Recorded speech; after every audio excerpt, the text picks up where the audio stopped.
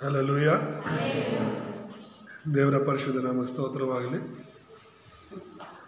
ಧರ್ಮೋಪದೇಶ ಕಾಂಡ 21ನೇ ಅಧ್ಯಾಯ 1ರಿಂದ 9ನೇ ವಚನ ಓದಿಕೊಂಡಿದ್ದೀವಿ. ಅಂಶ ಕ್ಷಮಿಸುವ ದೇವರು ಎಂಬುದಾಗಿ ನಾವು ನೋಡ್ತೀವಿ. ಆದಿಕಾಂಡದಿಂದಲೂ ಕೂಡ ನಾವು ನೋಡುವಾಗ ನಮ್ಮ ದೇವರು ಎಲ್ಲವನ್ನ ಕ್ಷಮಿಸುವವರಾಗಿದ್ದಾರೆ ಎಂಬುದಾಗಿ ನೋಡ್ತೇವೆ, ಎಲ್ಲವನ್ನು. ಆದರೆ ದೇವರು ಎದುರು ನೋಡೋದು ಏನಂದರೆ, ನಮ್ಮ ತಪ್ಪನ್ನು ನಾವು ಅರ್ಥ ಮಾಡಿಕೊಂಡು ದೇವ್ರ ಮುಂದೆ ಹೋಗಬೇಕು. ಮನುಷ್ಯರಾದ ನಾವೇ ಇನ್ನೊಬ್ಬರ ತಪ್ಪುಗಳನ್ನು ಕ್ಷಮಿಸಲ್ಲ. ದೇವರಿಗೆ ಸೈತಾನನು ಶತ್ರು, ಮನುಷ್ಯರೇ ಶತ್ರು ಅಂತ ನೋಡ್ತಾರೆ. ಅದೇ ನಮ್ಮ ಸಮಸ್ಯೆ. ದೇವರಿಗೆ ಯಾವಾಗಲೂ ಒಬ್ಬನೇ ಶತ್ರು ಇರೋದು, ಅದು ಸೈತಾನ. ನಮಗೆ ಹೇಳ್ಕೊಟ್ಟಿರೋದು ಅಷ್ಟೇ, ಸೈತಾನನ ನಾವು ಎದುರಿಸಬೇಕಾಗಿರೋದು. ಒಬ್ಬರ ಮೂಲಕ ನಮಗೆ ನಮ್ಮ ನಂಬಿಕೆಯ ಜೀವನಕ್ಕೆ ತಡೆ ಆಗ್ತಾ ಇದೆ ಅಂತ ಹೇಳಿದ್ರೆ ಅದು ಅವರಿಂದ ಆಗ್ತಾ ಇಲ್ಲ, ಅವರಲ್ಲಿ ಕಾರ್ಯ ಮಾಡ್ತಿರುವಂತಹ ಸೈತಾನಿಂದ ಆಗ್ತಾ ಇದೆ. ಹಾಗಾಗಿ ಕ್ಷಮಿಸುವ ದೇವರ ಮಕ್ಕಳಾಗಿರುವಂಥ ನಾವು ಕ್ಷಮಾಪಣೆ ಬಗ್ಗೆ ಸರಿಯಾಗಿ ತಿಳಿದಿರಬೇಕು ಎಂಬುದಾಗಿ. ಬೈಬಲಲ್ಲಿ ಕ್ಷಮಾಪಣೆ ಬಗ್ಗೆ ಅನೇಕ ವಿಷಯಗಳಿರೋದನ್ನು ನಾವು ನೋಡ್ತೇವೆ. ಮುಯಿಗೆ ಮುಯಿ ತೀರಿಸಿಕೊಳ್ಳುವಂಥದ್ದು ದೇವರ ಮಕ್ಕಳ ಕೆಲಸವಲ್ಲ. ಮುಯಿಗೆ ಮುಯಿ ತೀರಿಸಿಕೊಳ್ಳುವುದು ಬೈಬಲಲ್ಲಿರುವಂತಹ ವಾಕ್ಯಗಳ ಪ್ರಕಾರ, ಯೇಸು ಕ್ರಿಸ್ತನ್ ಹೇಳಿರುವಂಥ ವಾಕ್ಯಗಳ ಪ್ರಕಾರ ನಾವು ನಡೆದ್ರೆ, ನಿಜವಾಗ್ಲೂ ಹೇಳ್ತೀನಿ, ನಾವು ಇನ್ನೊಬ್ರಿಗೋಗಿ ಬಲವಂತ ಮಾಡೋದೇ ಬೇಡ, ಯೇಸು ನಂಬ್ಕೊಳ್ಳಿ ಅಂತ ಹೇಳಿ.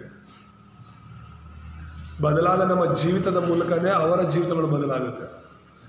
ಇವತ್ತು ಅನೇಕರ ಮನೆಗಳಲ್ಲಿ, ಅನೇಕರ ಗ್ರಾಮಗಳಲ್ಲಿ ಸಮಸ್ಯೆ ಏನಾಗಿದೆ ಅಂತ ಹೇಳಿದ್ರೆ, ಯೇಸು ಸ್ವಾಮಿ ಕಡೆ ಬೆರಳು ತೋರಿಸಿ ಮಾತಾಡ್ತಿಲ್ಲ, ಯೇಸು ಸ್ವಾಮಿನ ನಂಬಿರೋರ ಕಡೆ ಬೆರಳು ತೋರಿಸಿ ಮಾತಾಡ್ತಿದ್ದಾರೆ. ಅರೆ, ಇವರು ಸಭೆಗೆ ಹೋಗ್ತಾರೆ, ಇವ್ರು ಈ ಥರ ಮಾಡ್ತಿದ್ದಾರೆ. ಲೋಕದವ್ರು ಯಾರು ಏನು ಮಾಡಿದ್ರು ಕೂಡ ಜನರಿಗೆ ಸಮಸ್ಯೆ ಇಲ್ಲ. ಯೇಸುವನ್ನ ನಂಬಿರೋ ಮಕ್ಕಳು ಏನಾದರೂ ತಪ್ಪು ಮಾಡಿದ್ರೆ ಮಾತ್ರನೇ ಅವ್ರಿಗೇನೆ ಸಹಿಸೋಕ್ಕಾಗಲ್ಲ. ಅದು ಅವ್ರಿಗೆ ಗೊತ್ತು, ಸರ್ವಶಕ್ತನಾದ ದೇವರು, ಪರಿಶುದ್ಧ ದೇವರು, ದೊಡ್ಡ ದೇವರು, ಇಂಥ ದೇವರನ್ನ ನಂಬಿರುವಂಥ ನೀನು ಹೀಗೆ ಮಾಡ್ಬೋದಾ ಅಂತ ಅವ್ರು ಪ್ರಶ್ನೆ ಮಾಡ್ತಾರೆ. ಅಂದರೆ ಅನೇಕರು ರಕ್ಷಣೆಗೆ ಬರೋದಕ್ಕೆ ನಾವೇ ತಡೆಯಾಗಿರ್ತೀವಿ. ನಮ್ಮ ಒಂದು ದ್ವೇಷ, ಕ್ರೈಸ್ತರಾಗಿ ನಾವು ದ್ವೇಷ ಸಾಧಿಸ್ತಾ ಇರ್ತೀವಿ, ಕ್ರೈಸ್ತರಾಗಿ ನಾವು ಕೋಪ ಮಾಡ್ಕೊಳ್ತಾ ಇರ್ತೀವಿ, ಕ್ರೈಸ್ತರಾಗಿ ನಾವು ಅನೇಕರಿಗೆ ತಡೆಯಾಗಿರ್ತೀವಿ. ತಡೆಯಾಗಿರೋರ ಬಗ್ಗೆ ಯೇಸುಸ್ವಾಮಿ ಹೇಳ್ತಾರೆ, ಈ ಮಕ್ಕಳನ್ನ ನನ್ನ ಮುಂದೆ ಬರೋದಕ್ಕೆ ತಡೆ ಮಾಡುವವರ ಗತಿ ಏನು ಹೇಳಲಿ ಅಂತ. ದೇವರ ನಾಮಕ್ಕೆ ಸ್ತೋತ್ರವಾಗಲಿ. ಇಲ್ಲಿ ನಾವು ಓದ್ಕೊಂಡಂಥ ಭಾಗದಲ್ಲಿ ಒಬ್ಬನು ನರಹತ್ಯ ಮಾಡಿ ಬಂದರೂ ಕೂಡ ಅವನು ದೇವರ ಮುಂದೆ ಬಂದು ಕ್ಷಮಾಪಣೆಯನ್ನು ಕೇಳಿ ಅವನು ತನ್ನ ಕೈಗಳನ್ನು ತೊಳ್ಕೋಬೇಕು, ದೇವರ ಹತ್ರ ಬಂದು ಕ್ಷಮಾಪಣೆ ಕೇಳಬೇಕು ಅಂತ 7ನೇ ವಚನದಲ್ಲಿ ನಾವು ನೋಡ್ತೀವಲ್ಲ, ನಮ್ಮ ಕೈಗಳು ಈ ಹತ್ಯವನ್ನು ಮಾಡಲಿಲ್ಲ, ನಮ್ಮ ಕಣ್ಣುಗಳು ನೋಡಲಿಲ್ಲ, ಯೆಹೋವನೇ ನೀನು ಬಿಡುಗಡೆ ಮಾಡಿದ ನಿನ್ನ ಜನರನ್ನು ಕ್ಷಮಿಸಬೇಕು. ಹಲ್ಲೆಲೂಯಾ. ಅನೇಕರು ಇನ್ನೂ ಮಾತನಾಡದೇ ಇರುವಂಥದ್ದು ಏನಕ್ಕೆ ಗೊತ್ತಾ? ಈಗ ನಿಮ್ಮ ಬಗ್ಗೆನೇ ನೀವು ಯೋಚನೆ ಮಾಡಿ, ನಿಮ್ಮನ್ನು ನೀವು ಪ್ರಶ್ನೆ ಮಾಡ್ಕೊಳ್ಳಿ, ನೀವೆಷ್ಟು ಜನರಿಂದ ಮಾತಾಡ್ತಿಲ್ಲ ಅಂತೇಳಿ. ಯಾಕೆ ಗೊತ್ತಾ ಮಾತಾಡದೇ ಇರೋದು? ಎಲ್ಲದರಲ್ಲಿ ನೀನು ಸರಿ ಅಂತ ಅಂದ್ಕೊಳ್ತಿದ್ದೀಯ, ಅದೇ ಸಮಸ್ಯೆ. ಇನ್ನೊಬ್ಬರು ಎಲ್ಲದರಲ್ಲೂ ತಪ್ಪು, ನಿನಗೆ ಆಪೋಸಿಟ್ ಆಗಿರೋರು ಯಾವಾಗಲೂ ಅವ್ರದ್ದೇ ತಪ್ಪು, ನೀನು ಎಲ್ಲದರಲ್ಲೂ ಸರಿ ಅನ್ನೋದು ಒಂದೇ ಸಮಸ್ಯೆ. ನಾನು ಸರಿ ಇದ್ದರೂ ಕೂಡ ಇನ್ನೊಬ್ಬನ ಕ್ಷಮಿಸ್ಬೇಕು ಅಂತ ತಾನೇ ಬೈಬಲ್ ಹೇಳುತ್ತೆ. ನಮ್ಗೆ ಕ್ಷಮಿಸ್ಲಿಲ್ಲ ಆದ್ರೂ ನಾವು ಸರಿ ಇಲ್ಲ ಅಂತ ತಾನೆ. ದೇವ್ರು ಯೇಸುಸ್ವಾಮಿ ಹೇಳಿರುವಂಥದ್ದು ಏನು ಗೊತ್ತಾ? ದೇವರು ನಮ್ಮನ್ನು ಕ್ಷಮಿಸಿರುವಾಗ ನಾವು ಇನ್ನೊಬ್ಬನ ಕ್ಷಮಿಸಿಲ್ಲ ಅಂತ ಹೇಳಿದ್ರೆ ಹೇಗೆ? ಪ್ರತಿಯೊಬ್ಬರು ಕೂಡ ನಾವು ಏನೇ ತಪ್ಪು ಮಾಡಿದ್ರು ದೇವ್ರ ಮುಂದೆ ಕೂತ್ಕೊಳ್ತೀವಿ, ಕಣ್ಣೀರಿಡ್ತೀವಿ, ಪ್ರಾರ್ಥನೆ ಮಾಡ್ತೀವಿ, ಉಪವಾಸ ಮಾಡ್ತೀವಿ, ದೇವರೇ ನಾನಿಂಥ ತಪ್ಪು ಮಾಡಿದೆ ನಂಗೆ ಕ್ಷಮಿಸು ಅಂತ ಕೇಳ್ಕೊಳ್ತೀವಿ. ಯಾಕಂದರೆ ನಮಗೆ ಗೊತ್ತು ನಮ್ಮ ದೇವರು ಕ್ಷಮಿಸುವ ದೇವರಾಗಿದ್ದಾರೆ ಅಂತ ಹೇಳಿ. ಪ್ರತಿದಿನ ನೀನು ಮಾಡೋ ತಪ್ಪಿಗಾಗಿ ನೀನು ಪಶ್ಚಾತ್ತಾಪ ಪಡ್ತೀಯ, ದೇವ್ರ ಹತ್ರ ಕ್ಷಮಾಪಣೆಯನ್ನು ಕೇಳ್ತಿರ್ತೀಯ. ಆದರೆ ಮನುಷ್ಯರ ವಿರುದ್ಧವಾಗಿ ನೀನೇನಾದರೂ ಮಾಡಿದ್ರೆ, ನಿನ್ನಿಂದ ಒಬ್ಬರಿಗೆ ನೋವಾಗಿದೆ ಅಂದರೆ, ನಿನ್ನಿಂದ ಒಬ್ಬರಿಗೆ ಬೇಸರ ಆಗಿದೆ ಅಂದರೆ ಅವ್ರ ಬಗ್ಗೆ ನೀನು ಚಿಂತೆ ಮಾಡ. ದೇವ್ರ ಹತ್ರ ದೇವ್ರ ವಿರುದ್ಧವಾಗಿ ತಪ್ಪು ಮಾಡಿದಾಗ ದೇವ್ರ ಮುಂದೆ ಸ್ವಾರಿ ಕೇಳಿದ ಹಾಗೆ ನಾವು ಮನುಷ್ಯರ ವಿರುದ್ಧವಾಗಿ ಏನಾದರೂ ಮಾಡಿದ್ರು ಕೂಡ ಖಂಡಿತ ನಾವು ಸ್ವಾರಿ ಕೇಳಲೇಬೇಕು. ಹಲ್ಲೆಲೂಯ. ಇಲ್ಲಿ ಪರಿಚಯದಲ್ಲಿ ನಾವು ನೋಡುವಾಗ ಕ್ಷಮಾಪಣೆ ಹೊಂದದೇ ಇದ್ರೆ, ದೇವರಿಂದ ನಾವು ಕ್ಷಮಾಪಣೆ ಹೊಂದಿಲ್ಲ ಅಂದರೆ, ನಾವು ತಪ್ಪು ಮಾಡಿ ಪಾಪ ಮಾಡಿ ಒಂದು ವೇಳೆ ದೇವ್ರ ಮುಂದೆ ಹೋಗಿ ಪಶ್ಚಾತ್ತಾಪ ಪಟ್ಟು ನಾವು ಅದಕ್ಕೆ ಕ್ಷಮಾಪಣೆ ನಾವು ಹೊಂದ್ಕೊಳ್ಳಿಲ್ಲ ಅಂದರೆ ಸೈತಾನನಿಗೆ ನಾವು ದಾರಿ ಮಾಡಿಕೊಡ್ತೇವೆ. ಕತ್ತಲೆಯ ಕಾರ್ಯಗಳು ನಮ್ಮ ಜೀವಿತದಲ್ಲಿ ನಮ್ಮ ಕುಟುಂಬದಲ್ಲಿ ಕೆಲಸ ಮಾಡೋದಕ್ಕೆ ನಾವು ಸೈತಾನನಿಗೆ ಅನುಮತಿ ಕೊಟ್ಟಂಗಾಗುತ್ತೆ. ಅರ್ಥ ಆಗ್ತಿದೆ ಹೇಳ್ತಿರೋದು? ಸೈತಾನನಿಗೆ ಸಣ್ಣ ವಿಷಯ ಸಿಕ್ಕಿದ್ರೂ ಸಾಕು.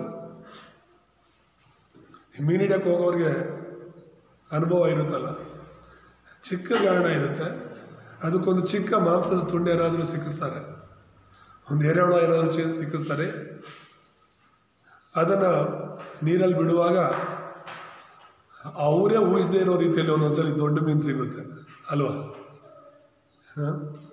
ಮೀನು ಅಂದರೆ ಆ ಮಾಂಸದ ತುಂಡು ತುಂಬ ಚಿಕ್ಕದೆ, ಆ ಗಾಣನೂ ತುಂಬ ಚಿಕ್ಕದೆ, ಆದರೆ ಮೀನು ಭಾರಿ ಗಾತ್ರದಲ್ಲಿ ಬೀಳುತ್ತೆ. ಒಂದೊಂದ್ಸಲಿ ಎಳೆಯೋದಕ್ಕೂ ಕಷ್ಟ ಆಗಿಬಿಡುತ್ತೆ. ಅಷ್ಟು ದೊಡ್ಡ ಮೀನು ಅಷ್ಟು ಚಿಕ್ಕ ಮಾಂಸದ ತುಂಡಿಗೆ ನುಂಗಕ್ಕೆ ಕಾರಣ ಏನು ಅಂತ ಹೇಳಿದ್ರೆ ಅವಕಾಶ ಸಿಕ್ಕಿದ್ದಕ್ಕೆ, ಅದು ಅವಕಾಶ ಹೊಂದಿಕೊಳ್ತು ಅಂತ ಹೇಳಿ. ನಾವು ನಮ್ಮ ಜೀವನದಲ್ಲಿ ಚಿಕ್ಕ ವಿಷಯನ ಕೂಡ ಖಂಡಿತವಾಗ್ಲೂ ನಾವು ಅವಕಾಶವಾಗಿ ಸೈತಾನ ಮುಂದೆ ಇಟ್ಟರೆ ನಮ್ಮ ಜೀವನ ಕೂಡ ನಾಶವಾಗುತ್ತೆ ಅಂತ. ಖಂಡಿತವಾಗ್ಲೂ ಕೂಡ ಆ ಸೈತಾನ ನಮ್ಮ ಜೀವಿತದಲ್ಲಿ ಬಂದು ಕಾರ್ಯ ಮಾಡ್ತಾನೆ. ಅವನಿಗೆ ಸಂಬಂಧಪಟ್ಟದ್ದು ಹೋದವಾರ ನಾನು ಹುಣಸೂರು ಸಭೆಯಲ್ಲಿ ಹೇಳುವಾಗ ಹೇಳ್ತಾ ಇದ್ದೆ, ಒಬ್ಬ ಮನೆ ಮಾರ್ಬಿಟ್ಟು ಆ ಮನೆಯಲ್ಲಿ ಒಂದೇ ಒಂದು ಮೊಳೆಯನ್ನು ಇಟ್ಬಿಟ್ಟು ಹೋದ್ನಂತೆ ಗೋಡೆಗೆ. ಈ ಮೊಳೆ ಇಲ್ಲೇ ಇರಲಿ, ಮನೆಯೆಲ್ಲ ನಿಂದೇನೆ, ಈ ಮೊಳೆ ಮಾತ್ರ ನಂದು ಅಂತ ಹೇಳಿ. ಆಗ ಆ ಕೊಂಡ್ಕೊಂಡಿರೋನು ಹೇಳ್ತಾನೆ, ಸರಿ ಮನೆಯೇ ನಂದಲ್ವ, ಈ ಮೊಳೆ ಮಾತ್ರ ತಾನೇ ಬಿಡು, ಏನು ಮಾಡ್ತೀರಾ ಈ ಮೊಳೆ ಇಟ್ಕೊಂಡು ಅಂತ ಕೇಳುವಾಗ, ನಾನು ಯಾವತ್ತಾದ್ರೂ ಈ ಕಡೆ ಬಂದಾಗ ನನ್ನ ಬ್ಯಾಗಿಗೆ ಏನಾದರೂ ಇಡೋದಕ್ಕೆ ಏನಕ್ಕಾದರೂ ಉಪಯೋಗವಾಗುತ್ತೆ ಅಂತ. ಸರಿ ಬಿಡು ಅಂತ ಹೇಳ್ಬಿಟ್ಟು ಸುಮ್ಮನೆ ಆಗಿದೆ. ಅವನು ಆ ಕಡೆ ಹೋದಾಗೆಲ್ಲ ಏನಾದರೂ ಅವನದು ಐಟಮ್ ಇದ್ದರೆ ಅಲ್ಲಿ ಇಟ್ಬಿಟ್ಟು ಮತ್ತೆ ಬೇಕಾದಾಗ ತಗೊಂಡೋಗ್ತಿದ್ದ. ಒಂದಿನ ಏನೋ ಬೇಟೆ ಆಡಿಬಿಟ್ಟು ಮಾಂಸ ಸಿಕ್ಕಿದ್ರೆ ಅವನು ಬೇಕಾದಷ್ಟು ತೊಗೊಂಡೋಗಿ ಇನ್ನು ಮಿಕ್ಕ ಮಾಂಸ ಅಂತಂದು ಅಲ್ಲಿ ನೇತಾಡ್ಬಿಟ್ಟು ಹೋಗಿದ್ದಾನೆ, ತಗಲಾಗ್ಬಿಟ್ಟು. ಹೋಗಿರೋನು ಬಂದೇ ಇಲ್ಲ, ಮನೆಯವರು ಅದನ್ನು ತಗೊಂಡು ತಿನ್ನಂಗೂ ಇಲ್ಲ ಬಿಡಂಗೂ ಇಲ್ಲ.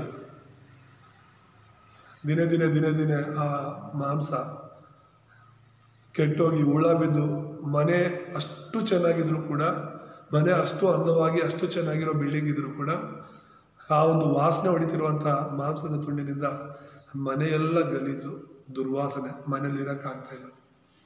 ಹೇಳ್ತಿರೋದು ನಮ್ಮ ಹೃದಯವನ್ನು, ನಮ್ಮ ಜೀವಿತವನ್ನು ಸಂಪೂರ್ಣವಾಗಿ ನಾವು ಯೇಸುವಿಗೆ ಕೊಟ್ಟಿರ್ಬೋದು, ಆದರೂ ಸೈತಾನನಿಗೆ ಸಂಬಂಧಪಟ್ಟದ್ದು ಏನಾದರೂ ಇದೆಯಾ?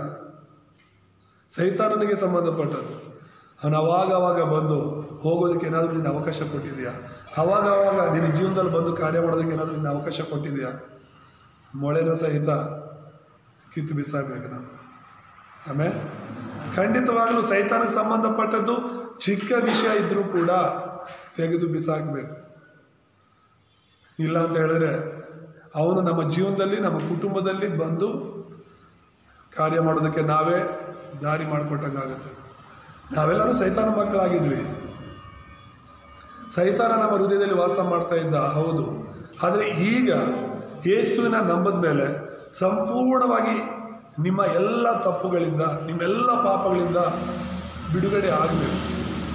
ದೇವ್ರ ಮುಂದೆ ನಾವು ಕೂತು ಆ ಕ್ಷಮಾಪಣೆನ ಕೇಳಿ ಸಂಪೂರ್ಣವಾಗಿ ದೇವ್ರ ಕಡೆ ತಿರುಗಿಕೊಳ್ಳಬೇಕು. ಇನ್ನೂ ಕೆಲವನ್ನು ಹಿಡ್ಕೊಂಡಿರ್ತೀವಿ, ಅಯ್ಯೋ ಇದನ್ನು ನನ್ನನ್ನು ಬಿಡೋಕ್ಕಾಗಲ್ಲ, ಈ ತಪ್ಪನ್ನು ಬಿಡೋಕ್ಕಾಗಲ್ಲ, ಈ ಒಂದು ಬಲಹೀನತೆನ ಬಿಡೋಕ್ಕಾಗಲ್ಲ. ಸಭೆಯಲ್ಲಿ ಬರ್ತಿರೋರು ಕೂಡ ಇನ್ನೂ ಕೆಲವು ತಪ್ಪುಗಳನ್ನು, ಇನ್ನೂ ಕೆಲವು ಬಲಹೀನತೆಗಳನ್ನು ಹಿಡ್ಕೊಂಡೇ ಇರ್ತಾರೆ. ನಾನು ಬಿಡಬೇಕಂದ್ರೂ ಅದು ಬರ್ತಿಲ್ಲ. ನಾನು ಎಷ್ಟೋ ಸಲ ಇದನ್ನು ಬಿಟ್ಬಿಡ್ಬೇಕು ಅಂದ್ಕೊಳ್ತೀನಿ ಪಾಸ್ಟರ್, ಆದರೆ ಬಿಡೋಕ್ಕಾಗ್ತಿಲ್ಲ. ಎಷ್ಟೋ ಸಲ ಮರಿಬೇಕು ಅಂದ್ಕೊಳ್ತೀನಿ, ಮರೆಯೋಕ್ಕಾಗ್ತಿಲ್ಲ ಅಂತೇಳಿ. ಖಂಡಿತವಾಗಲೂ ಕೂಡ ನಾವು ಅದನ್ನು ಬಿಡಬೇಕು ಅಂತ. ಇಲ್ಲ ಅಂದರೆ ಗರ್ಜಿಸುವ ಸಿಂಹದ ಉಪಾಧಿಯಲ್ಲಿರುವಂಥ ಸೈತಾನನು ನಿನ್ನಂಥ ನನ್ನಂಥವ್ರಿಗಾಗಿನೇ ಹುಡುಕ್ತಾ ತಿರುಗ್ತಾ ಇದ್ದಾನೆ. ಅವನಿಗೆ ಸಂಬಂಧಪಟ್ಟದ್ದೇನಾದರೂ ನಮ್ಮ ಜೀವಿತದಲ್ಲಿ ಇದೆಯಾ ಅಂತ ನೋಡ್ತಾ ಇದ್ದಾನೆ. ನಾವು ಒಬ್ಬನ ಕ್ಷಮಿಸ್ತಿಲ್ಲ ಅಂದರೆ ನಮ್ಮ ಹೃದಯದಲ್ಲಿ ಅದು ಗಾಯವಾಗಿದೆ ಅಂತ ಅರ್ಥ. ನಮ್ಮ ಹೃದಯದಲ್ಲಿ ಗಾಯ ಆಗಿದೆ ಅಂತ, ಒಬ್ಬರಿಂದ ನಮಗೆ ತುಂಬ ನೋವಾಗಿದೆ ಅಂತ ಅರ್ಥ. ಸರಿ, ನೋವಾಗೋದಾಗಿದೆ, ಆದರೆ ಆ ನೋವು ಎಷ್ಟು ಮಟ್ಟಿಗೆ ನಿನ್ನ ಹೃದಯದಲ್ಲಿ ಆಗಿದೆ ಅನ್ನೋದು ನೋವು ಮಾಡಿರುವಂಥ ವ್ಯಕ್ತಿಗೆ ಗೊತ್ತಾಗದೇ ಇರ್ಬೋದು, ಆದರೆ ಸೈತಾನನಿಗೆ ಚೆನ್ನಾಗಿ ಗೊತ್ತು. ನಿನ್ನಲ್ಲಿರುವಂಥ ಬೇಸರಿಕೆ, ನಿನ್ನಲ್ಲಿರುವಂಥ ಕೋಪ, ನಿನ್ನಲ್ಲಿರುವಂಥ ಸಮಸ್ಯೆಯನ್ನೇ ಸೈತಾನನ ಉಪಯೋಗ ಮಾಡಿಕೊಂಡು ಅದು ನಿನ್ನ ಜೀವನದಲ್ಲಿ ಇನ್ನೂ ದೊಡ್ಡ ಮಟ್ಟದಲ್ಲಿ ಸಮಸ್ಯೆ ಮಾಡಲಿಕ್ಕೆ, ಗೊಂದಲ ತರಲಿಕ್ಕೆ ಸೈತಾನ ನಿನಗೆ ಪ್ರೋತ್ಸಾಹ ಮಾಡ್ತಾನೆ.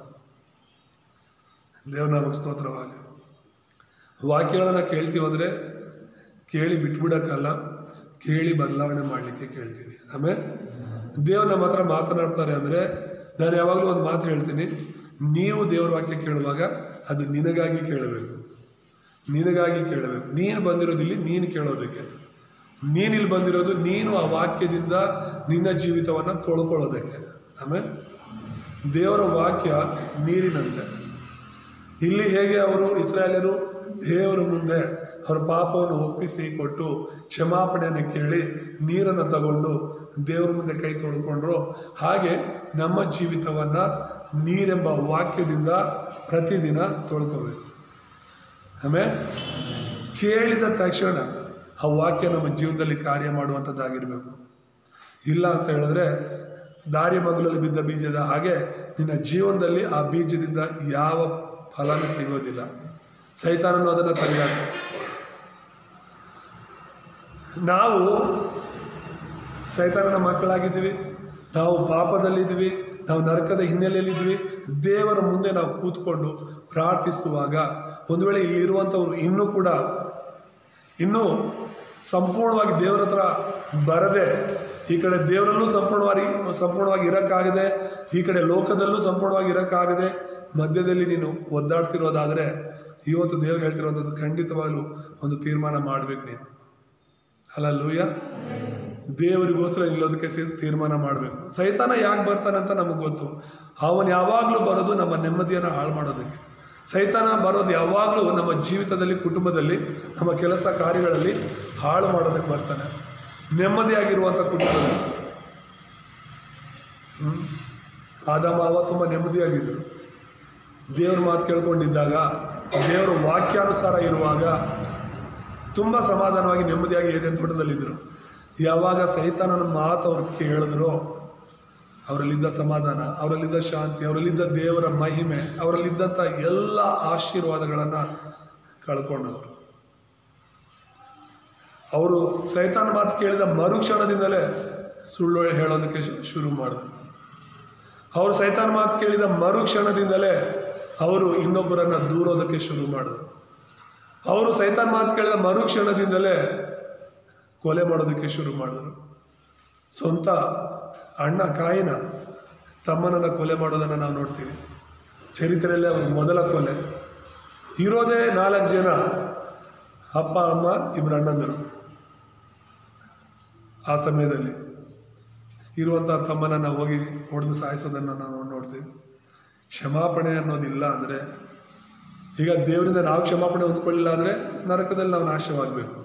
ಮನುಷ್ಯರಿಂದ ನಾವು ಕ್ಷಮಾಪಣೆ ಹೊಂದಿಲ್ಲ ಅಂದರೂ ಕೂಡ ಖಂಡಿತವಾಗಲೂ ಕೂಡ ನಾವು ನಾಶವಾಗ್ತೀವಿ. ಯಾಕಂದರೆ ಆ ಕೋಪ, ದೇವರು ಹೇಳ್ತಾರೆ ಕೋಪ ಮಾಡ್ಕೊಳ್ಳೋದು ತಪ್ಪಲ್ಲ, ಮನುಷ್ಯರಾಗಿರೋರಿಗೆ ನಮಗೆ ಕೋಪ ಬರುತ್ತೆ. ಆದರೆ ಅದೆಷ್ಟು ಬೇಗ ನೀನು ಆ ಕೋಪವನ್ನು ತೆಗೆದು ಹಾಕ್ತೀಯೋ ಅಷ್ಟು ನಿನಗೆ ಒಳ್ಳೆಯದು. ಕೋಪ ಅನ್ನೋದು ವಿಷ ಬೀಜದ ಥರ, ದ್ವೇಷ ಅನ್ನೋದು ವಿಷ ಬೀಜದ ಥರ. ಪ್ರೀತಿಯ ಬೀಜ, ಕ್ಷಮಿಸುವ ಬೀಜಗಳು ಬೇರೆ.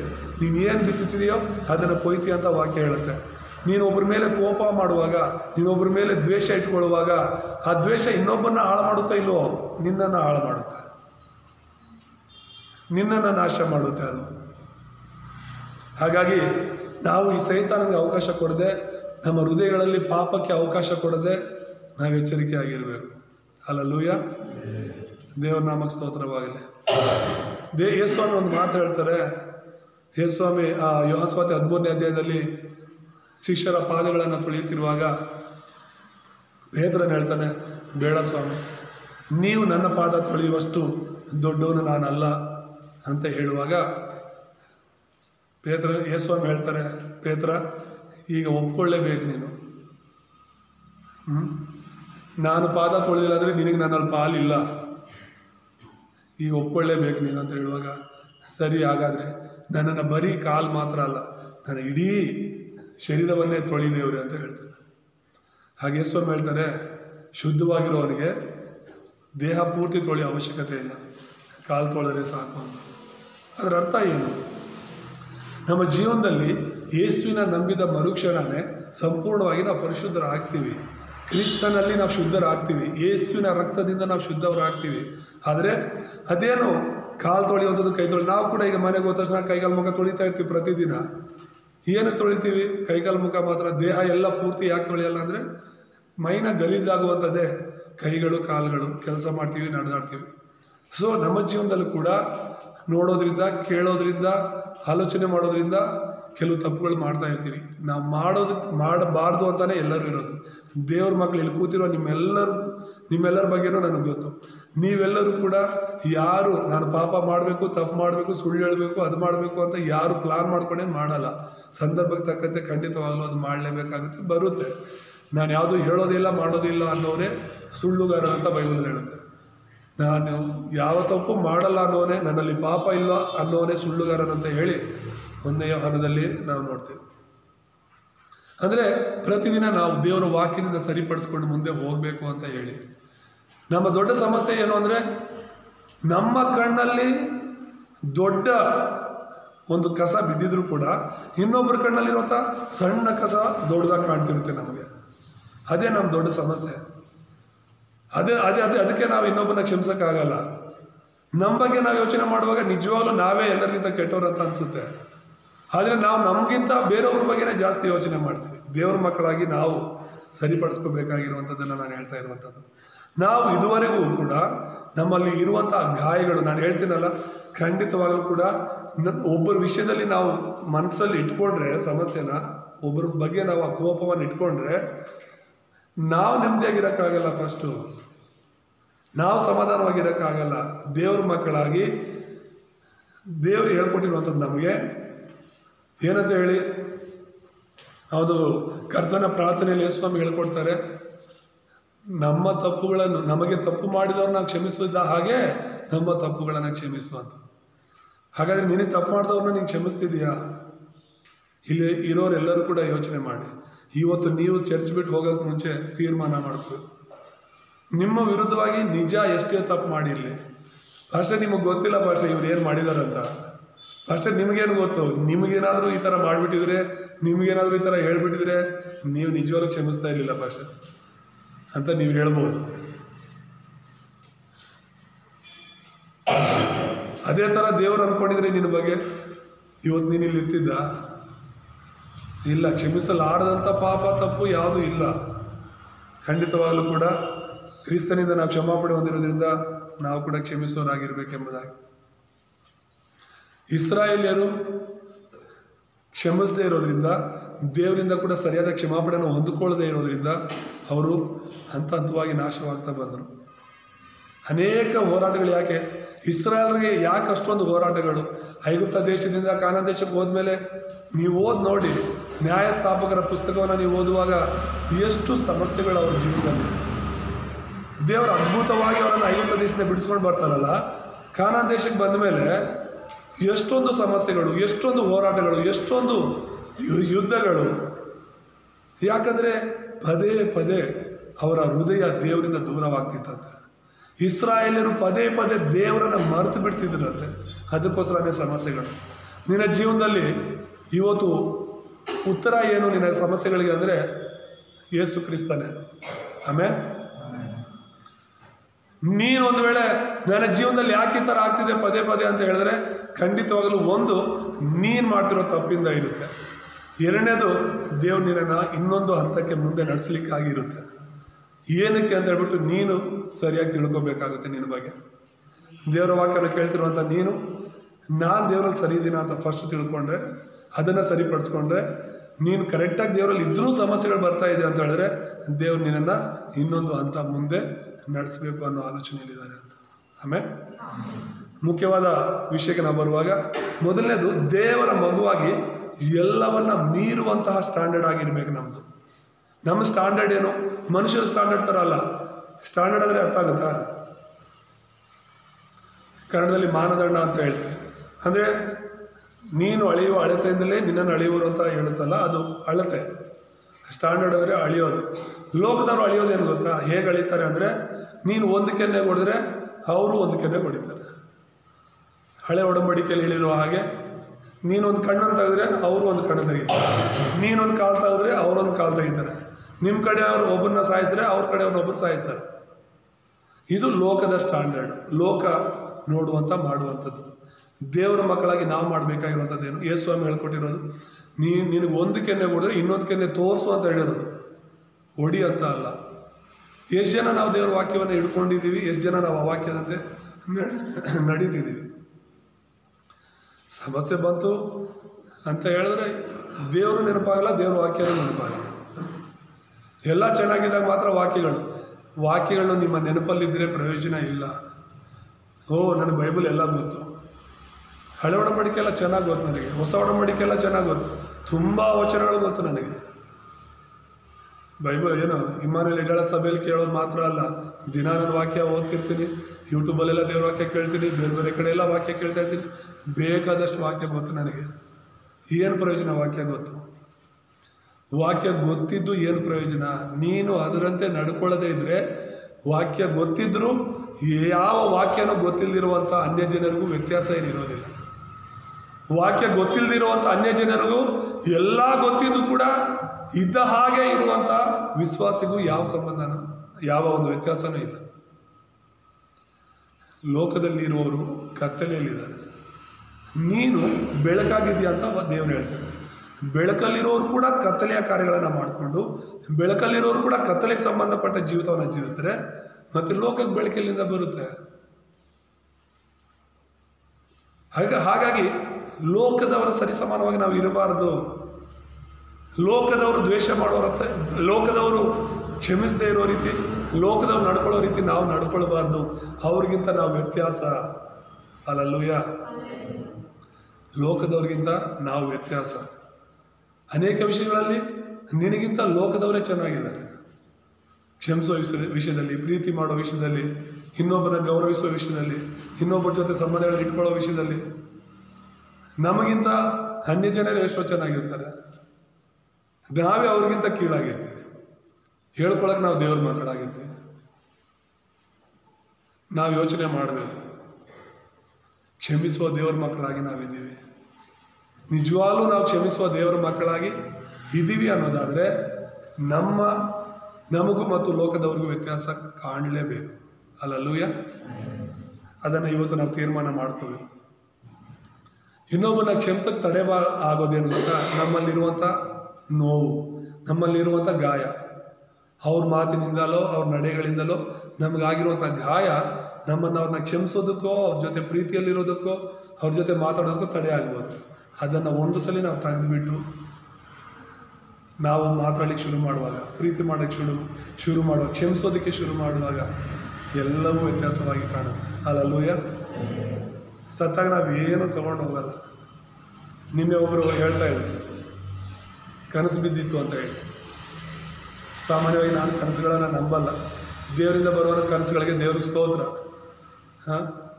ದೇವರಿಂದ ಬರುವಂಥ ಕನಸುಗಳು ಕೂಡ ಇದೆ, ಅವು ತಕ್ಕ ಕಾಲದಲ್ಲಿ ನೆರವೇರುತ್ತೆ. ನೆರವೇರದಿರುವಂಥ ಕನಸುಗಳು ಹೇಳೋರು ತುಂಬ ಜನ ಇದ್ದಾರೆ. ಅದಕ್ಕೋಸ್ಕರ ಯಾವುದೋ ನಮ್ಮದೇ ಇರೋದು ಒಳ್ಳೇದಂತ ಸುಮ್ಮನೆ ಇರ್ತೀನಿ ನಾನು. ಕನಸು ದರ್ಶನ ನೆರವೇರೋ ಟೈಮಲ್ಲಿ ನೆರವೇರುತ್ತೆ. ಹೇಳ್ತಿದ್ರು, ಇಂಥವ್ರಿಗೆ ಆಕ್ಸಿಡೆಂಟ್ ಆಗುತ್ತೆ, ಇಂಥವ್ರು ಸ್ಪಾಟಲ್ಲಿ ತೀರೋಗ್ತಾರೆ ಅಂತ ಹೇಳ್ಬಿಟ್ಟು ಅವ್ರು ಹೇಳ್ತಾಯಿದ್ರು. ಅವ್ರು ಮುಂಚೆನೇ ಆ ರೀತಿ ಕನಸು ಕಂಡಿದ್ರಂತೆ, ಅದು ಅವರು ಕನಸು ಕಂಡಂಗೆ ನಡೀತು ಅಂತ ಹೇಳ್ಬಿಟ್ಟು ಹೇಳ್ತಿದ್ರು. ಮುಂದೆ ಈ ಥರ ನಡೆಯುತ್ತೆ ಅಂತ ಹೇಳ್ಬಿಟ್ಟು.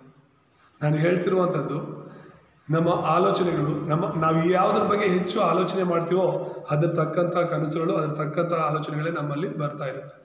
ನಾನು ಹೇಳ್ತಿರೋದು, ಆ ಕನಸು ಬಿದ್ದೇ ಸಾಯೋದು ಅಂತ ಅಲ್ಲ, ಕನಸು ಬೀಳದೆ ಯಾರು ಸಾಯ್ತಿಲ್ವ. ಪ್ರತಿದಿನ ನಮ್ಮ ಇವತ್ತಂದರೆ ಇವತ್ತೇ ನಮ್ಮ ಜೀವನ, ನಾಳೆ ಅಂತ ಕೊಚ್ಕೊಳ್ಬೇಡ ಅಂತ ವಾಕ್ಯ ಹೇಳುತ್ತೆ. ನಾವು ಇವತ್ತು ಬದುಕಿದ್ದೀವಿ ಅಂದರೆ ಇದೇ ನಮ್ಮ ಜೀವನ, ಇದೇ ನಮ್ಮ ಆಯಸ್ಸು, ಇವತ್ತೇ ನಮ್ಮ ಜೀವನದ ಕೊನೆ ದಿನ ಅಂತ ನಾವು ಬದುಕಬೇಕು. ಆಗಲೇ ಪ್ರತಿದಿನ ನಾವು ಸರಿಯಾಗಿ ನಡ್ಕೊಳಕ್ಕಾಗುತ್ತೆ, ಆಗಲೇ ಪ್ರತಿದಿನ ನಮ್ಮನ್ನು ನಾವು ಸರಿಪಡಿಸ್ಕೊಳಕ್ಕಾಗುತ್ತೆ. ಬಿಡು, ಇನ್ನೂ ಬೇಕಾದಷ್ಟು ನನ್ನ ಜೀವನ ಇದೆ, ಈಗಿನ್ನೂ 30 ವರ್ಷ ನನಗೆ, 40 ವರ್ಷ ನನಗೆ, ಇನ್ನೂ ಸರಿಪಡಿಸ್ಕೊಳಕ್ಕೆ ಬೇಕಾದಷ್ಟು ಟೈಮ್ ಇದೆ ಅಂತ ಹೇಳಿದ್ರೆ ನಮ್ಮ ಮರಣ ಹೀಗೆ ಚಿಟಿಕೆ ಹೊಡೆಯೋದ್ರಲ್ಲಿ ಬರುತ್ತೆ. ಯಾವಾಗ ಸರಿಪಡಿಸ್ಕೊಳ್ತೀವಿ? ಇನ್ನೊಬ್ಬನ ಪ್ರೀತಿ ಮಾಡಬೇಕಂದ್ರೂ ಪ್ರೀತಿ ಮಾಡೋಕ್ಕಿರಲ್ಲ, ಇನ್ನೊಬ್ಬರ ಜೊತೆ ಇರಬೇಕಂದ್ರೂ ಇರೋಕ್ಕಾಗಲ್ಲ. ಇರುವಂಥ ಈ ಅಲ್ಪ ಸಮಯ ನಮ್ಮದು ಹೂವಿನ ಥರ, ಹುಲ್ಲಿನ ಥರ, ಬೆಳಗ್ಗೆ ಎದ್ದು ಸಂಜೆ ಬಾಡೋಗೋ ಥರ, ಬೆಳಗ್ಗೆ ಅರಳಿ ಸಂಜೆಗೆ ಬಾಡಿ ಹೋಗೋ ಥರ ನಮ್ಮ ಜೀವನ ಕೂಡ ಅಷ್ಟೇ. ಆ ಹೂಗೆ ಬೆಳಗಿಂದ ಸಂಜೆ ತನಕನಾದರೂ ಟೈಮಿಂಗ್ ಇರುತ್ತೆ, ನಮ್ಗೆ ಅದು ಕೂಡ ಗ್ಯಾರಂಟಿ ಇಲ್ಲ. ಹುಲ್ಲಿಗೆ ಬೆಳಗ್ಗೆಯಿಂದ ಸಂಜೆ ತನಕನಾದರೂ ಗ್ಯಾರಂಟಿ ಇರುತ್ತೆ, ಆ ಸಂಜೆ ತನಕ ಅದು ಇರುತ್ತೆ ಅಂತ. ನಮ್ಮ ಜೀವನಕ್ಕೆ ಅದು ಗ್ಯಾರಂಟಿ ಇಲ್ಲ. ಸಮಯ ಇದ್ದಾಗಲೇ ನಮ್ಮ ಜೀವಿತಗಳನ್ನು ಸರಿಪಡಿಸ್ಕೊಳ್ಳೋಣ. ಹಲ್ಲೆಲೂಯಾ. ಸಮಯ ಬೆಳಕಿರುವಾಗಲೇ ಮನೆಯನ್ನು ಸರಿಪಡಿಸ್ಕೊಂತ ದೇವ್ರ ವಾಕ್ಯ ಹೇಳುತ್ತೆ. ಬೆಳಕಿರುವಾಗಲೇ, ಕತ್ತಲೆ ಆದಮೇಲೆ ಏನು ಮಾಡೋಕ್ಕಾಗಲ್ಲ. ಇದು ಯೇಸುಸ್ವಾಮಿ ಹೇಳಿದ್ದು 2000 ವರ್ಷಗಳ ಹಿಂದೆ. ಇವಾಗ ಕರೆಂಟ್ ಇದೆ, ಸೋಲಾರ್ ಇದೆ, ಚಾರ್ಜ್ ಮಾಡ್ಕೊಳ್ಳೋದಿದೆ, ಫೋನ್ಗಳಲ್ಲಿ ಬೆಳಕಿದೆ. ನೈಟ್ ಹೊತ್ತು ನಾನು ಕಸ ಗುಡಿಸ್ಕೊತೀನಿ ಅಂತ ನೀನು ಹೇಳ್ಬೋದು. 2000 ವರ್ಷಗಳಿಂದ ಬೆಳಕಿರಲಿಲ್ಲ, ಎಲ್ಲರೂ ಕತ್ತಲೆಯಲ್ಲಿ ಜೀವನ ಮಾಡ್ತಾಯಿದ್ರು. ದೀಪ ಉರಿಸೋದು ಕೂಡ ಅಪರೂಪ ಆಗೋದು. ಕತ್ತಲೆ ಆಯಿತು ಅಂದರೆ ಸಾಕು, ಹೋಗಿ ಅವ್ರವ್ರ ಮನೆಗಳಲ್ಲಿ ಮಲ್ಕೋಬೇಕು, ಯಾವ ಕೆಲಸನೂ ಮಾಡೋಕ್ಕಾಗಲ್ಲ. ಮತ್ತು ಮುಂಜಾನೆ ಬೆಳಕರಿಯೋ ತನಕನೂ ಅವರು ಇದ್ದ ಜಾಗದಲ್ಲೇ ಮನೆಯಲ್ಲೇ ಇರಬೇಕಾಯ್ತು, ಗುಡಿಸಲುಗಳಲ್ಲಿ. ಬೆಳಕರಿದ ತಕ್ಷಣ ಎಲ್ಲ ಕೆಲಸ ಮಾಡೋಕ್ಕೆ ಶುರು ಮಾಡ್ತಾಯಿದ್ರು. ನಮ್ಮ ಜೀವನವೂ ಅಷ್ಟೇ, ಕತ್ತಲೆ ಬರೋಕ್ಕೆ ಮುಂಚೆ, ಅಂದರೆ ಆ ಸಾವು ಬರೋಕ್ಕೆ ಮುಂಚೆ ನಮ್ಮ ಜೀವಿತಗಳನ್ನ ನಾವು ಸರಿಪಡಿಸ್ಕೊಳ್ಳೋಣ. ಹಲ್ಲೆಲೂಯಾ. ಯೇಸುಗಾಗಿ ನಾವು ಬದುಕೋಣ. ಸಾಧ್ಯವಾದಷ್ಟು ಒಬ್ಬರನ್ನೊಬ್ಬರು ನಾವು ಪ್ರೀತಿ ಮಾಡೋಣ. ಯೇಸುಸ್ವಾಮಿ ಹೇಳ್ಕೊಟ್ಟಿರೋದು, ನಿನ್ನಂತೆ ನಿನ್ನ ನೆರೆಯವನನ್ನು ಮಾತ್ರ ಅಲ್ಲ, ವೈರಿಯನ್ನು ಕೂಡ ಪ್ರೀತಿಸು ಅಂತ. ದೇವ್ರಿಗೆ ವೈರಿ ಸೈತಾನ, ನಮಗೆ ವೈರಿ ನಾನು ಹೇಳ್ದಲ್ಲ ಮನುಷ್ಯರು. ಅದೇ ನಮ್ಮ ಸಮಸ್ಯೆ. ಮನುಷ್ಯರನ್ನು ನಾವು ವೈರಿಯಾಗಿ ನೋಡಬಾರ್ದು. ಅವನಿಂದ ನಮ್ಗೆ ಎಷ್ಟೇ ಸಮಸ್ಯೆ ಆಗಿರಲಿ, ಅವನು ನಮ್ಮನ್ನು ಎಷ್ಟೇ ಮೋಸ ಮಾಡಿರಲಿ, ಎಷ್ಟೇ ದ್ವೇಷ ಮಾಡಿರಲಿ, ನಿನ್ನ ಕ್ಷಮಾಪಣೆ ಅವರ ಜೀವಿತವನ್ನು ಮಾರ್ಪಡಿಸುತ್ತೆ. ನಿನ್ನ ಕ್ಷಮಾಪಣೆ ಯೇಸು ಯಾರಂತ ಅವರ ತಿಳ್ಕೊಳ್ಳೋದಕ್ಕೆ ಒಂದು ಅವಕಾಶ ಕೊಡುತ್ತೆ. ಹಲ್ಲೆಲೂಯಾ. ಎರಡನೇದಾಗಿ ನಾವು ನೋಡುವಾಗ, ಮುಂದೆ ಇನ್ನೂ ಶ್ರೇಷ್ಠವಾದ ಮಾರ್ಗ ಕಾಯುತ್ತಿದೆ. ಅಂದರೆ ಈ ಕ್ಷಮಾಪಣೆ ಅನ್ನೋದು ನಮ್ಮನ್ನು ಅನೇಕ ಆಶೀರ್ವಾದಗಳಿಂದ ತಡೀತಾ ಇರುತ್ತೆ. ಮುಂದಿನ ಆಶೀರ್ವಾದಗಳನ್ನು ನೋಡೋಕ್ಕೆ ನಮಗೆ ಸಾಲಲ್ಲ. ಯಾರ ಮೇಲಾದರೂ ನಾವು ಆ ದ್ವೇಷ, ಕೋಪ ಇಟ್ಕೊಂಡ್ರೆ ಅದು ನಮ್ಮನ್ನು ಕುರುಡರನ್ನಾಗಿ ಮಾಡಿಬಿಡುತ್ತೆ. ಮುಂದಿನ ಭವಿಷ್ಯವನ್ನು ನೋಡೋದಕ್ಕೆ ಆಗದೆ ಮಾಡಿಬಿಡುತ್ತೆ. ಯೋಚನೆ ಮಾಡಿ, ನಿಮ್ಮೆಲ್ಲರಿಗೂ ಕೂಡ ಶತ್ರುಗಳು ಇರ್ತಾರೆ, ನಿಮ್ಮೆಲ್ಲರಿಗೂ ಕೂಡ ಕೋಪ ಇರುತ್ತೆ, ಕೆಲವ್ರ ಮೇಲೆ ದ್ವೇಷ ಇರುತ್ತೆ. ಕೆಲವ್ರನ್ನ ತುಂಬ ಪ್ರೀತಿ ಮಾಡ್ತೀರಾ, ಇನ್ನು ಕೆಲವ್ರನ್ನ ಅಷ್ಟೇ ದ್ವೇಷ ಮಾಡ್ತೀರಾ. ಅವನು ಕಂಡ್ರೆ ನಿಮ್ಗೆ ಆಗಲ್ಲ. ಇದರ ಇಲ್ವ ಆ ಥರ? ನಿಮಗೆ ಇಲ್ವ ಆ ಥರ? ಯಾರು ನೀವು ಕೋಪ ಮಾಡುವಂಥ, ನೀವು ದ್ವೇಷ ಮಾಡುವಂಥ ವ್ಯಕ್ತಿಗಳಿಲ್ವಾ? ಇರ್ತಾರೆ. ನೀವು ಅವರನ್ನು ಕ್ಷಮಿಸಲಿಲ್ಲ ಅಂತ ಹೇಳಿದ್ರೆ ಖಂಡಿತವಾಗಲೂ ಕೂಡ ಅದರ ನಂತರ ನಿನಗೆ ಸಿಗುವಂಥ ಆಶೀರ್ವಾದಗಳು ನಿನಗೆ ತಡೆಯಾಗಿರುತ್ತೆ. ಅವರಿಂದಲೇ ಉಪಯೋಗವಾಗ್ಬೋದು ನಿನಗೆ ನಿನ್ನ ಜೀವನದಲ್ಲಿ ಬರೋ ದಿನಗಳಲ್ಲಿ. ಒಂದು ವೇಳೆ ಆ ದ್ವೇಷನ ಹಂಗೆ ಸಾಧಿಸ್ತಾ ಹೋದರೆ ಅವರಿಂದಲೇ ಇನ್ನೂ ಅಧಿಕವಾದಂಥ ಸಮಸ್ಯೆಗಳು ಬರ್ಬೋದು. ಒಂದು ಕ್ಷಮಾಪಣೆ ಏನಾಗ್ಬಿಡುತ್ತೆ, ಒಂದು ಸ್ವಾರಿ ಏನಾಗ್ಬಿಡುತ್ತೆ, ಒಂದು ಪ್ರೀತಿಯ ನಗು ಅವ್ರ ಜೀವನದಲ್ಲಿ ಏನಾಗ್ಬಿಡುತ್ತೆ. ಈ ಕಾರಲ್ಲಿ ಹೋಗುವಾಗ ಅಲ್ಲಿ ಬೈಕಲ್ಲಿ ಹೋಗುವಾಗಲೇ ಮೊದಲು ನನಗೆ ತುಂಬ ಕೋಪ ಬಂದ್ಬಿಡೋದು. ಯಾರಾದರೂ ರಾಂಗ್ ರೂಟಲ್ಲಿ ಬಂದ್ರೇನೋ, ಇಲ್ಲ ನನಗೆ ಸೈಡ್ ಕೊಟ್ಟಿಲ್ಲ ಅಂದ್ರೇನೋ, ಬೇಕಂತಲೇ ಸ್ಪೀಡಾಗಿ ನನ್ನ ಕಾರು ಬೈಕ್ ಹತ್ರದಲ್ಲಿ ಓವರ್ಟೇಕ್ ಮಾಡೋದು, ಅವೆಲ್ಲ ಮಾಡಿದ್ರೆ ನನಗೆ ತುಂಬ ಕೋಪ ಬರೋದು. ನಾನು ಬೇಕಂತಾನೆ ಓವರ್ಟೇಕ್ ಮಾಡ್ಕೊಂಡು ಹೋಗಿ ಬೈತಿದ್ದೆ ಅವರು. ಅಷ್ಟು ಕೋಪ ಬಂದ್ಬಿಡೋದು ನನಗೆ. ಈಗಲೂ ಒಂದೊಂದ್ಸಲಿ ಅದು ಬಂದ್ಬಿಡುತ್ತೆ, ಸುಮ್ಮನೆ ಕೈಯಾದರೂ ತೋರಿಸ್ಬಿಡ್ತೀನಿ ಕೋಪದಲ್ಲಿ. ಆದರೆ ನನಗೆ ನಾನೇ ಎಷ್ಟೋ ಸಲ ಯೋಚನೆ ಮಾಡ್ತಾ, ಇಲ್ಲ ಆ ಥರ ನಾನು ಮಾಡಬಾರ್ದು, ಅವ್ನು ರಾಂಗ್ ರೂಟಲ್ಲಿ ಬಂದರೂ ಕೂಡ ಜಸ್ಟ್ ಒಂದು ಸ್ಮೈಲ್ ಕೊಡೋದು ತುಂಬ ಒಳ್ಳೆಯದು ಅಂತ ತೀರ್ಮಾನ ಮಾಡಿಕೊಂಡು ನೀವು ನಂಬ್ತಿರೋ ಇಲ್ಲೋ, ಆ ರೀತಿ ಯಾವಾಗ ನನ್ನಲ್ಲಿ ನಾನು ಮಾರ್ಪಾಡು ತಂದುಕೊಂಡು ಯಾರಾದರೂ ಹತ್ರ ಶರಣಾಗಿ ಬಂದರೂ ಕೂಡ, ಇಲ್ಲ ನಾನೇ ಒಂದು ವೇಳೆ ಸಡನ್ನಾಗಿ ಸ್ಪೀಡಾಗಿ ನಾನೇನಾದರೂ ಕ್ರಾಸ್ ಮಾಡೋಕ್ಕಂತ ಹೋದಾಗಲೂ ಕೂಡ ಯಾರಾದರೂ ನನ್ನನ್ನು ಆಪೋಸಿಟಾಗಿ ಬರೋರು ನೋಡಿದ್ರು ನಾನೊಂದು ನಗು ಕೊಡ್ತೀನಿ ಅಷ್ಟೇ. ನಗ್ತೀನಿ ಅವ್ರ ಕಡೆ ನೋಡಿ. ಅವ್ರಿಗೂ ಬೇರೆ ಆಪ್ಷನ್ ಇಲ್ಲದೆ ನಗಾಡ್ಕೊಂಡು ಹೋಗ್ಬಿಡ್ತಾರೆ. ಒಂದು ವೇಳೆ ನಾನು ಕೋಪ ಮಾಡಿಕೊಂಡ್ರೆ ಖಂಡಿತ ಅವರು ಕೋಪ ಮಾಡ್ಕೊಳ್ತಾರೆ. ಹೌದಾ? ನಾವು ಹೇಗಿರ್ತೀವೋ ಇನ್ನೊಬ್ರು ಕೂಡ ಹಾಗೇನೆ ಇರ್ತಾರೆ. ನಾವು ಪ್ರೀತಿನೇ ಮಾಡ್ತಾ ಇದ್ರೆ ಅವ್ರು ಎಷ್ಟಲ್ಲಿಂದ ದ್ವೇಷ ಮಾಡ್ಬೋದು. ದೇವ್ರ ನಾಮಕ್ಕೆ ಸ್ತೋತ್ರವಾಗಿ. ಯೇಸುಸ್ವಾಮಿ ಪ್ರೀತಿಯಾಗಿದ್ದಾರೆ, ದೇವರು ಪ್ರೀತಿಯಾಗಿದ್ದಾರೆ. ದೇವ್ರ ಮಕ್ಕಳಾಗಿರೋದು ನಮ್ಮದು ಕೂಡ ಪ್ರೀತಿ ಇರಬೇಕು. ಲೋಕದ ಪ್ರೀತಿ ಅಲ್ಲ. ಲೋಕದ ಪ್ರೀತಿ ನೀನು ಏನು ಕೊಡ್ತೀಯ ಅನ್ನೋದ್ರ ಮೇಲೆ ಆಧಾರವಾಗಿರುತ್ತೆ. ನೀನು ಯಾವ ರೀತಿ ನನ್ನ ಜೊತೆ ನಡ್ಕೊಳ್ತೀಯ ಅನ್ನೋದ್ರ ಮೇಲೆ ಆಧಾರವಾಗಿರುತ್ತೆ. ನೀನು ನನ್ನ ಜೊತೆ ಚೆನ್ನಾಗಿದ್ರೆ ನಾನು ನಿನ್ನ ಜೊತೆ ಚೆನ್ನಾಗಿರ್ತೀನಿ. ನೀನು ನನಗೇನಾದರೂ ಕೊಟ್ಟರೆ ನಾನು ನಿನಗೆ ಕೊಡ್ತೀನಿ. ಇದು ಲೋಕದ ಪ್ರೀತಿ. ದೇವ್ರ ಪ್ರೀತಿ ಆ ಥರ ಅಲ್ಲ. ನೀನೇನು ಕೊಟ್ಟರು ಕೊಟ್ಟಿಲ್ಲ ಅಂದರು, ನೀನು ಒಳ್ಳೆಯವನಾಗಿದ್ರು ಇಲ್ಲ ಅಂದರು, ನನ್ನ ಕಡೆಯಿಂದ ಇರೋ ಪ್ರೀತಿ ಇದ್ದೇ ಇರುತ್ತೆ. ಇದು ದೇವ್ರ ಪ್ರೀತಿ. ಆಮೇಲೆ ದೇವ್ರ ನಾಮಕ್ಕೆ ಸ್ತೋತ್ರವಾಗಿ. ಮೂರನೇದಾಗಿ ನಾವು ನೋಡುವಾಗ, ನಿನ್ನ ಮೂಲಕ ದೇವರು ಲೋಕ ಸ್ವಾರ್ಥಿಗಳನ್ನ ಮಾಡಬೇಕು ಅಂತಿದ್ದಾರೆ. ಚಿಂತೆ ಮಾಡಬೇಡ, ನನ್ನ ಕೈಲಿ ಆಗುತ್ತಾ ಇದು ಅಂತ. ನಿನ್ನ ಕನಸು ನಿನ್ನ ದರ್ಶನ ಅಲ್ಲ ದೇವ್ರು ಬೇಕಾಗಿರೋದು. ದೇವರ ಕನಸನ್ನು ನೀನು ಹಿಡ್ಕೋಬೇಕಾಗಿರೋದು. ದೇವರ ಒಂದು ದರ್ಶನವನ್ನು ಹಿಡ್ಕೋಬೇಕಾಗಿರೋದು. ಶಿಷ್ಯರೆಲ್ಲರಿಗೂ ದೇವರು ಒಂದೇ ತಾನೇ ಕೊಟ್ಟರು. 120 ಜನ ಶಿಷ್ಯರಿದ್ದಾರೆ. ಅವರೆಲ್ಲರಿಗೂ ದೇವರು ಹೇಳಿದ್ದೇನೆ ಗೊತ್ತಾ? ನೀವು ಪವಿತ್ರಾತ್ಮ ನಿಮ್ಮ ಮೇಲೆ ಬಂದ ಮೇಲೆ ಯೆರೂಸಲೇಮು, ಯೂದಾಯ, ಸಮರ್ಯ, ಲೋಕದ ಕಟ್ಟ ಕಡೆಯವರು ಸ್ವಾರ್ಥ ಸಾರಬೇಕು ಅಂತ. ಯಾರು ಕೊಟ್ಟಿದ್ದು? ಒಬ್ಬರಿಗ? ಅಲ್ಲಿದ್ದಂಥ 120 ಜನ ಶಿಷ್ಯರು ಕೂಡ ಒಂದೇ ದರ್ಶನವನ್ನು ಕೊಟ್ಟರು. ನೀವು ಹೋಗಿ ಶಿಷ್ಯರನ್ನು ಮಾಡಿ ಅಂತ ಹೇಳಿದ್ರು. ಆ ಶಿಷ್ಯರು ಮಾಡೋರು ಕೂಡ ಸುವಾರ್ತೆ ಸಾರೋರಾಗಿರಬೇಕು ಅಂತ. ಹಲ್ಲೆಲೂಯಾ. ಇಲ್ಲಿರುವಂಥ ನೀವೆಲ್ಲರೂ ಕೂಡ ಸುವಾರ್ತೆ ಸಾರ್ತಿಲ್ಲ ಅಂದರೆ, ಇನ್ನೊಬ್ಬರಿಗೆ ಸುವಾರ್ತೆ ಹೇಳೋ ಮನಸ್ಸಿಲ್ಲ, ಧೈರ್ಯ ಇಲ್ಲ ಅಂದರೆ ನಿನಗೆ ಸುವಾರ್ತೆ ಸರಿಯಾಗಿ ಗೊತ್ತಿಲ್ಲ ಅಂತ. ಯೇಸುವಿನ ಬಗ್ಗೆ ನಿನಗೆ ಸರಿಯಾಗಿ ಗೊತ್ತಿಲ್ಲ ಅಂತಾನೆ ಅರ್ಥ. ಯೇಸುನೇ ಎಲ್ಲ ಅನ್ನೋ ತೀರ್ಮಾನ ಇನ್ನೂ ನೀನು ಮಾಡಿಲ್ಲ ಅಂತಾನೆ ಅರ್ಥ. ಯಾಕಂದರೆ ನಿನ್ನೆಲ್ಲ ತೀರ್ಮಾನ ಇಲ್ದಿರೋದ್ರಿಂದ, ಯೇಸು ಯಾರಂತ ಸರಿಯಾಗಿ ನೀನು ತಿಳ್ಕೊಳ್ಳದೇ ಇರೋದ್ರಿಂದ ಇನ್ನೊಬ್ರಿಗೆ ಹೇಳೋದಕ್ಕೆ ನಿನಗೆ ಬರಲ್ಲ. ಇನ್ನೊಬ್ರಿಗೆ ನಂಬಿಕೆಯಿಂದ ಧೈರ್ಯವಾಗಿ ಹೇಳೋಕ್ಕೆ ಆಗಲ್ಲ ನಿನ್ನ ಕೈಲಿ.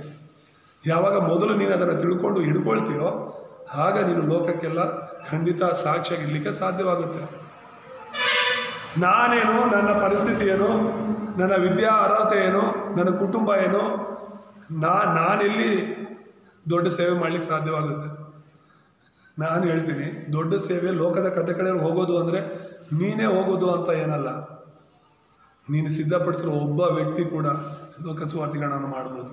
ಆಮೇಲೆ ನೀನು ಬೆಳೆಸೋ ನಿನ್ನ ಮಕ್ಕಳು ಮುಂದಿನ ದಿನಗಳಲ್ಲಿ ದೊಡ್ಡ ಸಾಕ್ಷಿಯಾಗಿ ನಿಲ್ಲಬಹುದು. ಯಾರು ನೋಡಿದ್ದಾರೆ ಯಾರ ಜೀವನದಲ್ಲಿ ಏನು ಅಂತ? ಈಗ ತುಂಬ ಜನ ಹೇಳ್ತಾರೆ ತಾನೆ, ಮೋದಿ ನಮ್ಮ ದೇಶದ ಪ್ರಧಾನಮಂತ್ರಿ ಟೀ ಮಾರ್ತಿದ್ರು ಅಂತ ಹೇಳ್ತಾರೆ. ಯಾರು ಅಂದ್ಕೊಂಡಿದ್ರು ಟೀ ಮಾರೋ ಈ ಮೋದಿ ಪ್ಲಾಟ್ಫಾರ್ಮಲ್ಲಿ, ರೈಲ್ವೆ ಪ್ಲಾಟ್ಫಾರ್ಮಲ್ಲಿ ಟೀ ಮಾರುವಂಥ ಈ ಮೋದಿ ನಮ್ಮ ದೇಶದ ಪ್ರಧಾನಿ ಆಗ್ತಾರಂತ ಯಾರಾದರೂ ಊಹೆ ಮಾಡಿದ್ರಾ?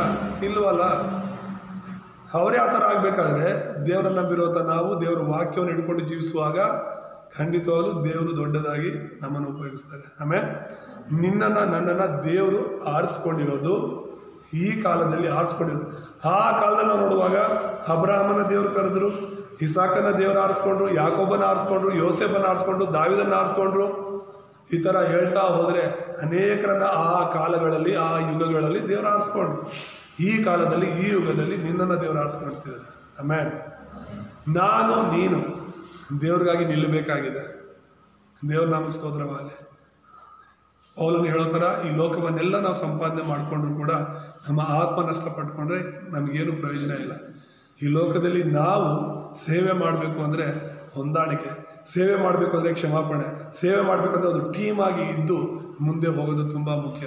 ಒಬ್ಬರಿಗಿಂತ ಇಬ್ಬರು ಲೇಸ್ ಅಂತ ದೇವ್ರ ವಾಕ್ಯ ಹೇಳುತ್ತೆ. ನಾವು ಮತ್ತು ಈ ಸತ್ಯವನ್ನು ಹಿಡ್ಕೊಳ್ಳುವಂತಹ ಈ ಲೋಕ ಸ್ವಾರ್ಥೀಕರಣ ಎಂಬ ಸತ್ಯವನ್ನು ಹಿಡ್ಕೊಳ್ಳುವಂಥ ಪ್ರತಿಯೊಬ್ಬರು ಕೂಡ ಒಟ್ಟಾಗುವಾಗ ದೊಡ್ಡ ಕಾರ್ಯ ಮಾಡುತ್ತೆ, ದೊಡ್ಡ ಕಾರ್ಯ ನಡೆಯುತ್ತೆ. ದೇವ್ರ ವಾಕ್ಯದಲ್ಲಿ ನಾವು ನೋಡ್ತೀವಿ, ಯೆಹೋಶುವ, ಕಾಲೇಬ ಇಬ್ಬರು ದೇವರ ವಾಕ್ಯವನ್ನು ಹಿಡ್ಕೊಂಡಿದ್ದರು. ಕಾನಾನ್ ದೇಶವನ್ನು ನೀವು ಸ್ವಾಧೀನ ಮಾಡ್ಕೊಳ್ತೀರಾ ಅಂತ ದೇವರು ಹೇಳಿದರು. 12 ಜನ ಗೂಢಾಚಾರಿಗಳು, 12 ಜನರಲ್ಲಿ 10 ಜನ ನಂಬಲೇ ಇಲ್ಲ. ಅವ್ರು ನೋಡಿದ್ದೆಲ್ಲ ನಿಜ. 10 ಜನ ನೋಡಿದ್ದು ನಿಜಾನೇ. ದೊಡ್ಡ ದೊಡ್ಡ ವ್ಯಕ್ತಿಗಳಿದ್ದಾರೆ, ಅಲ್ಲಿ ಮಹಾಶರೀರಗಳಿದೆ.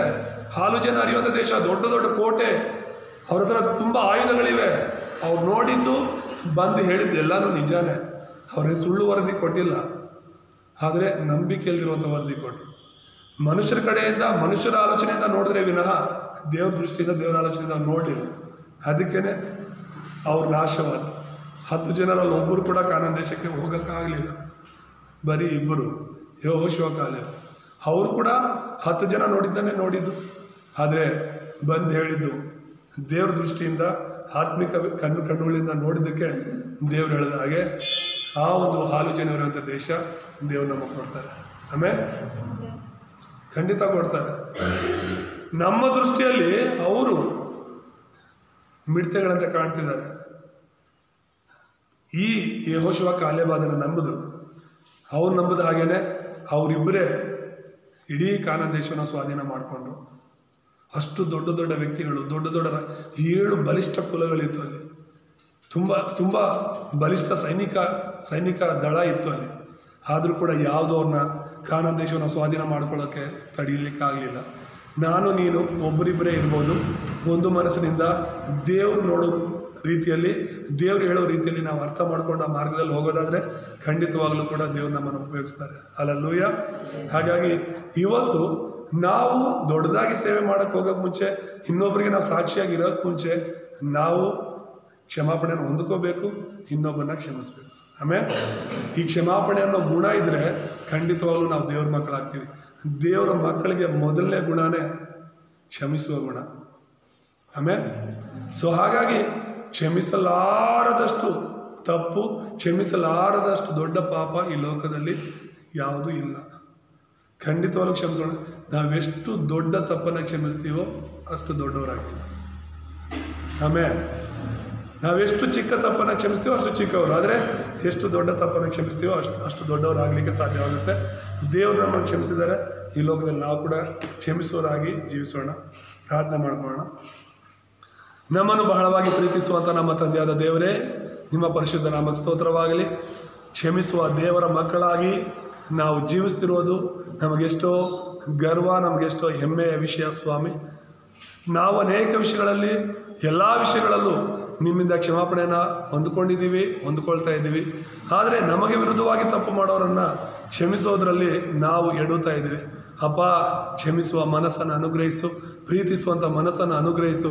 ಪ್ರೀತಿ ಕ್ಷಮೆಗಳೆಂಬ ದೇವರ ಆಯುಧಗಳೊಂದಿಗೆ ನಾವು ದೇವರೇ ಸುವಾರ್ಥ ಸೇವೆಯಲ್ಲಿ ಅಪ್ಪ ಒಂದು ವಿಶ್ವಾಸಿಯ ಜೀವಿತದಲ್ಲಿ ಇರಲು ಸಹಾಯ ಮಾಡಿರಿ ಕರ್ತನೇ. ಹೌದು ಸ್ವಾಮಿ, ಕ್ಷಮಿಸದೇ ಇರೋರು ಸುವಾರ್ತೆ ಸೇವೆ ಮಾಡಲಿಕ್ಕೆ ಸಾಧ್ಯ ಇಲ್ಲ, ಪ್ರೀತಿಸದೇ ಇರೋರು ಸೇವೆ ಮಾಡಲಿಕ್ಕೆ ಸಾಧ್ಯ ಇಲ್ಲ. ಹಾಗಾಗಿ ದೇವರೇ, ಸೈತಾನನಿಗೆ ನಾವು ನಮ್ಮ ಜೀವಿತದಲ್ಲಿ, ಕುಟುಂಬದಲ್ಲಿ ಅವಕಾಶ ಕೊಡದ ಹಾಗೆ ಸಂಪೂರ್ಣವಾಗಿ ನಾವು ದೇವರೇ ಸ್ತೋತ್ರ ಕ್ಷಮಾಪಣೆಯನ್ನು ಹೊಂದಿಕೊಂಡು, ಪ್ರೀತಿಯನ್ನು ಹೊಂದಿಕೊಂಡು ಬಲವಾದ ನಿಮ್ಮ ಶಿಷ್ಯರಾಗಿ, ಸಾಕ್ಷ್ಯ ಶಿಷ್ಯರಾಗಿ ಜೀವಿಸಲು ಸಹಾಯ ಮಾಡಿ. ವಾಕ್ಯವನ್ನು ಕೇಳ್ತಿರುವಂಥ ಪ್ರತಿಯೊಬ್ಬನು ಕೂಡ ನಿಮ್ಮ ಆತ್ಮನಿಂದ ತುಂಬಿಸಿ, ನಿಮ್ಮ ಮಕ್ಕಳಾಗಿ ನಾವು ಈ ಲೋಕದಲ್ಲಿ ಸಾಕ್ಷಿಯಾಗಲಿಕ್ಕೆ ಕೊನೆಯ ತನಕ ನಡೆಸಬೇಕಾಗಿ ಯೇಸುವಿನ ನಾಮದಲ್ಲಿ ಪ್ರಾರ್ಥಿಸ್ತೇವೆ ತಂದೆ.